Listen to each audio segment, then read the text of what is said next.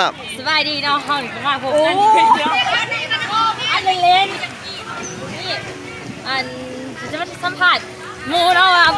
บรรยากาศย่ามได้นี่มีวิธีคลายหนาวหรือว่าแต่ละมืออาบน้ำตอนสาวจะเคือหรือว่าเห็ดยังในแต่ละมือเนาะอ่ะ หลานถวยลูกมากหลานถวยเอาน้ำมาพี่ ยังอีกอาบน้ำเดี๋ยวมือจักโอ้จักคัน เวลาเติมได้เด้อ น้ำได้บ่ อาบน้ำมือหนึ่ง2 ทีแล้ว ต้องเคือตอนแรกก็ตอนไหนเนาะ ตอนเช้าตอนเล็ก ตอนสาวก็ตอนแรกตอนเที่ยงเนี่ย เดี๋ยวมาเลย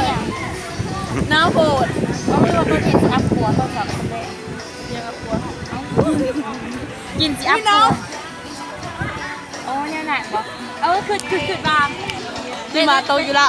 เวลาที่เราเรียนทำวิธีคลายน้ำเขาต้องเห็นยังไงดูไม่โฮมดูเมาเฮียนเวลานั่งเฮียนดินั่งเฮียนกระตุ้นั่งเฮียนกระตุ้อาจารย์หายดิบ่จ้ะ อาจารย์มาหายอาจารย์เขาจะดูน้ำ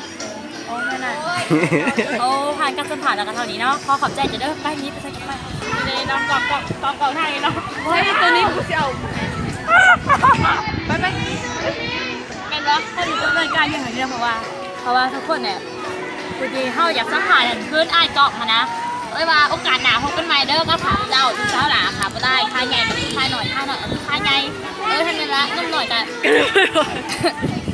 เฮ้ยเด้อบ๊ายบาย